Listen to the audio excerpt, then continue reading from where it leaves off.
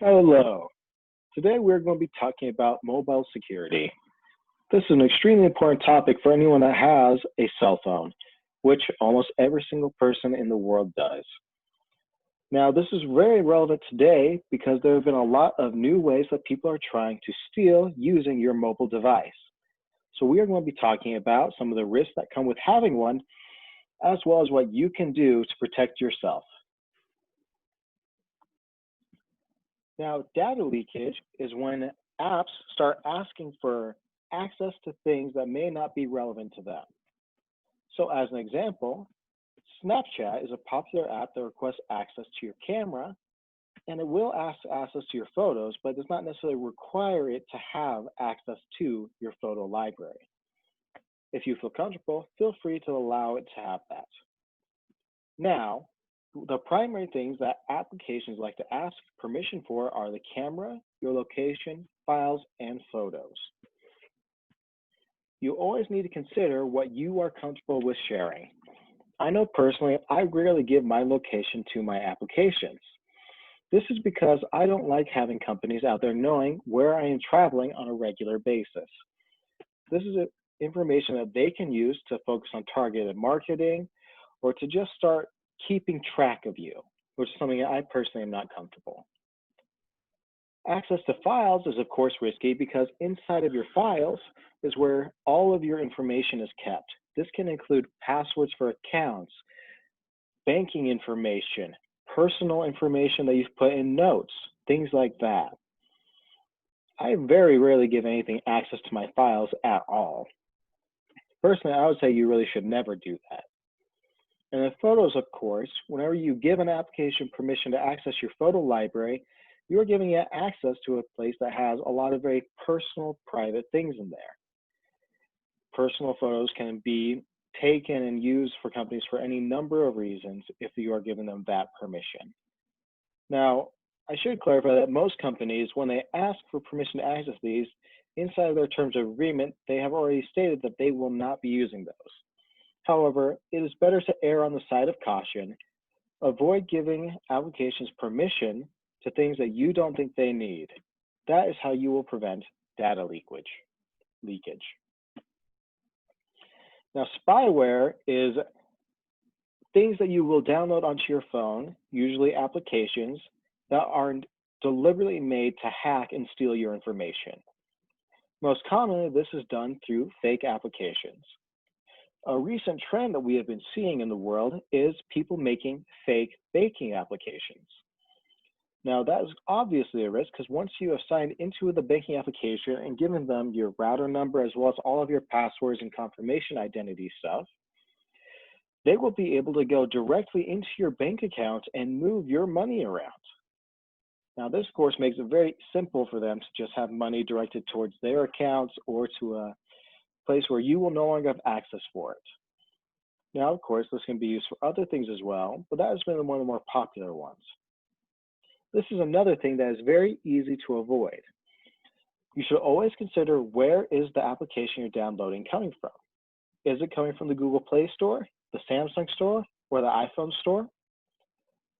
Typically, if you are downloading directly from the stores, that means that the company you bought your phone from, such as Samsung or Google or Apple, have already gone through and verified that this is a safe application for you to have. If you are downloading it from the internet or from a link that has been sent to you, then you should be cautious. There is a good chance that this is spyware and that is not the app it is pretending to be. Phishing is another thing that has been very common lately. With the recent governmental assistance for COVID-19, phishing has seen an increase in usage by hackers. Phishing is typically defined as any attempt to get permission or access to your computer through a link. Now, this is because the link is the hook and the bait is whatever that they have put with the link.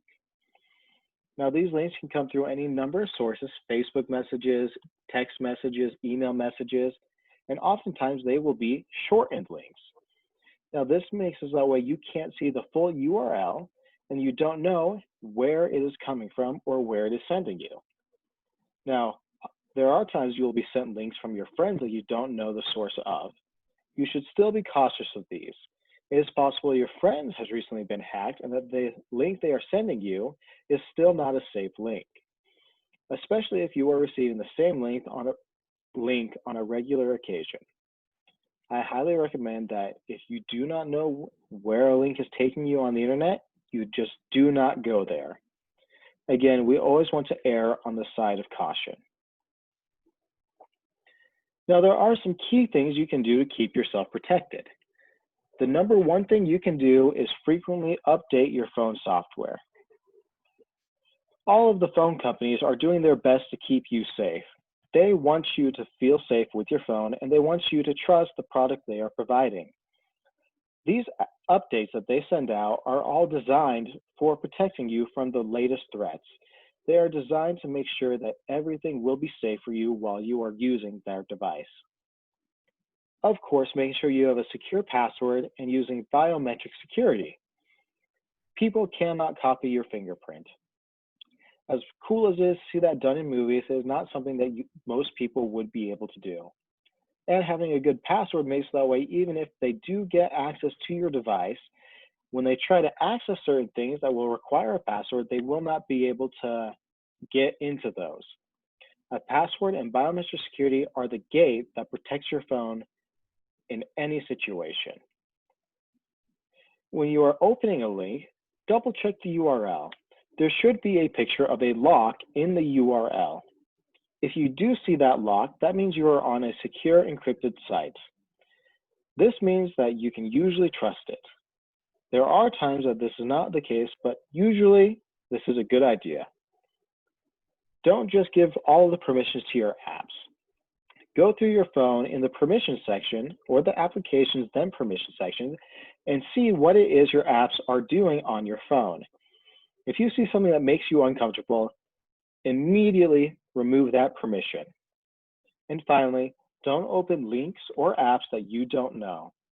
Do not download from third-party sites, and make sure that anytime you're opening a link, you know where it came from and where it is taking you. Thank you for your time today.